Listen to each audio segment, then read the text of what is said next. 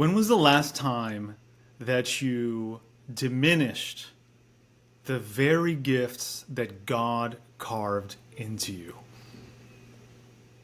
In other words, have you ever felt like your story, your skills, or your journey are worthless? Like when you look on social media or you look at some of your friend groups, their credentials, their career paths, their brand is worth more than yours. This one is for those of you who secretly feel shame or small when it comes to where you came from and what you've accomplished, when really what you've been hiding is gold. Before we get into it, my name is Oliver Manalese. Since 2012, I've been guiding high achievers to end the war within and unlock peaceful prosperity in their lives and their businesses. If this is already stirring something up inside of you and you're in a period of transition where you want to be able to own your gifts, reclaim your story, and do more good in this world, I would love to have a conversation with you and hold space for your truth to emerge. Use the link below to set up a guidance session with me, and I look forward to it. There are so many high achievers that I've been working with who are so blind to their own brilliance. And I do feel like there's a weird game or trick that God plays on us.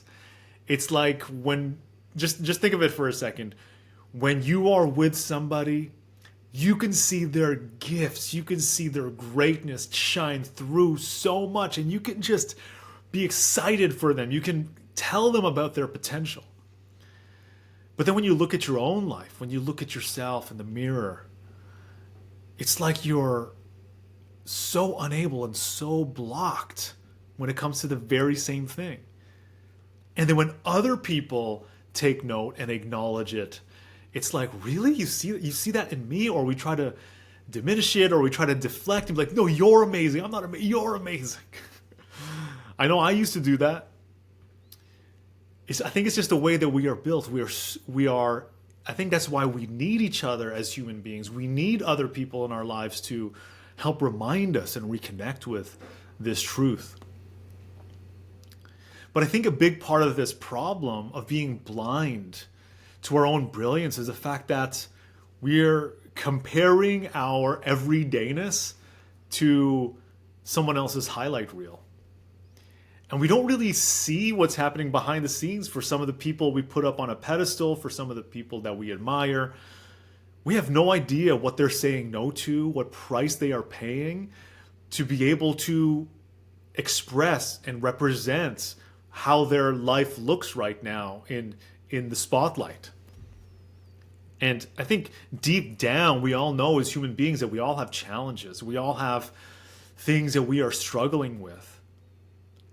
But when we're scrolling on social media, that's not the first thing in our mind. That's not the thing that's in the forefront. It taps into the most ancient part of our brain where we are checking in on our status in the tribal hierarchy. But when we see like the sexiness of people's lives, when we see the amazing shiny things that they are up to, it's so easy for that to pile on to our already self-critical, self-judgmental nature. I know that that's something that I've struggled with too.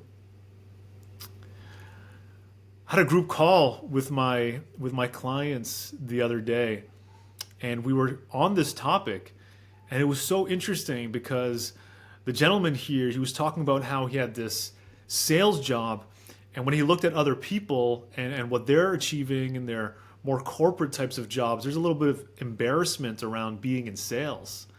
Now, see, I don't have that because I respect people who can create their own results, learn how to work smarter and not harder, and who are in a position where they are generating revenue, like they are customer facing, they are facing the market every single day to actually bring in a paycheck. And it's I totally I respect it. And as an entrepreneur and someone who's been in sales roles in the past, it's something that I deeply respect. But I also can get that a part of us or a part of society can label salespeople as sleazy.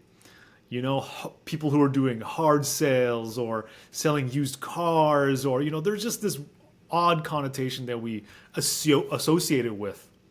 And I think that might be a little bit about what was going on.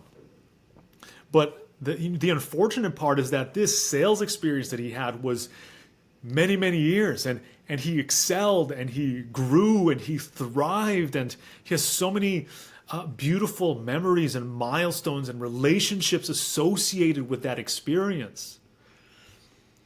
And one of the things that I wanted to reflect back at him was just like, dude, do you realize how difficult it is to pick up the phone, to knock on doors, to get rejected and keep getting back up, and learn how to build instant rapport with strangers, to treat every single person like there's something interesting about them. There's a bridge of relationship that I can build. There's a solution I could potentially find for them. There's a laugh. There's a moment that we can share together.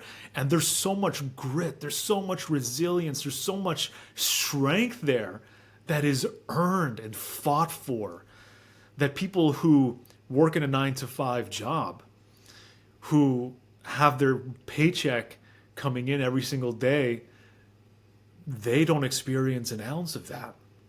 And I think there's a level of courage that you have that these others would pray for, would beg for in certain moments. Especially there's the people that I have connected with and worked with who are working on transitioning from a 9-to-5 to full-time entrepreneurship. If that experience is lacking, that gap feels so much bigger.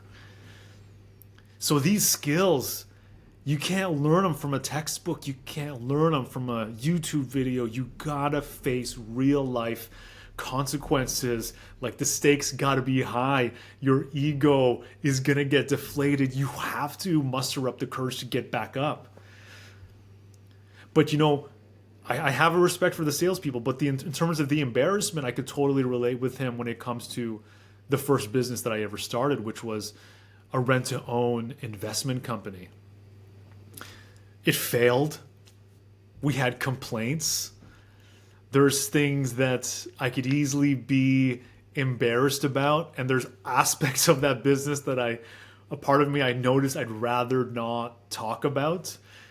I'll say I was in the real estate business, real estate investing, but the little caveat of rent to own and these types of things I would shy away from, because it is such a gray area in some respects.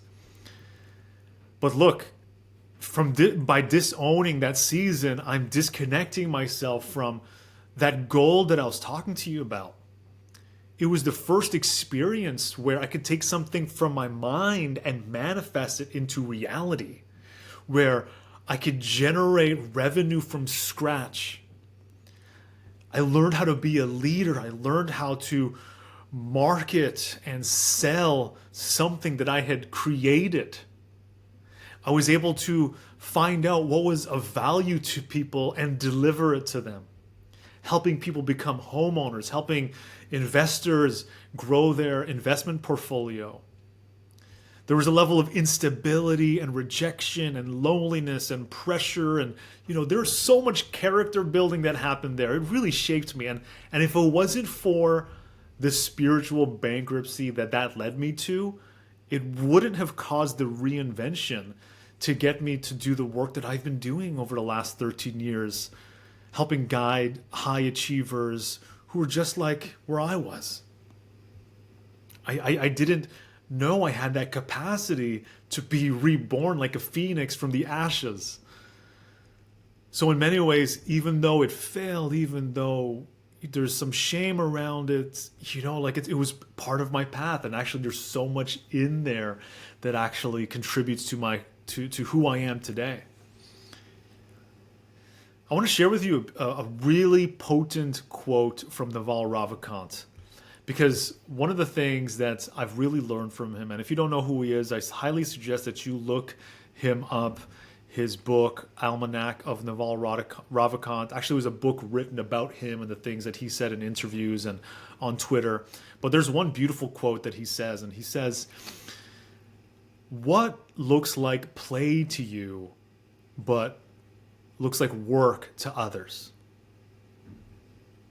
You know, said in another way, there's a gentleman, Derek Sivers, who, if you've ever heard the saying, it's either a hell yeah or it's a no. Derek Sivers is the one who created or he popularized it at the very least.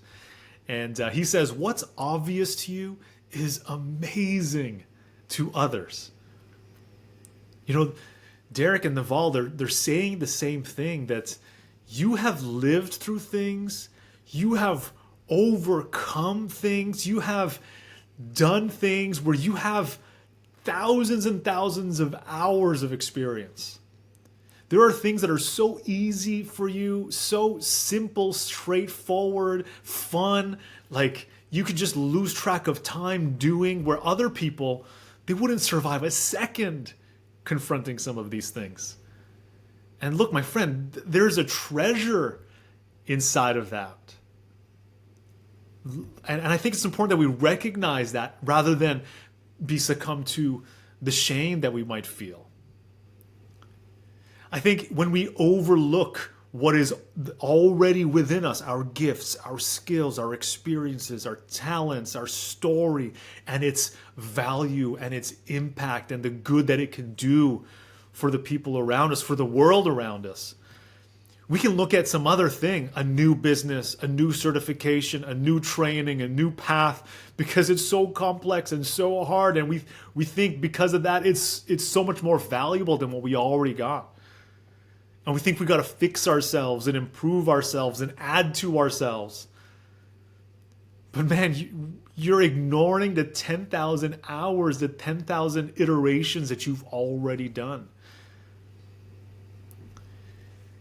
If it comes easy and natural to you, don't you think that there's a reason for that?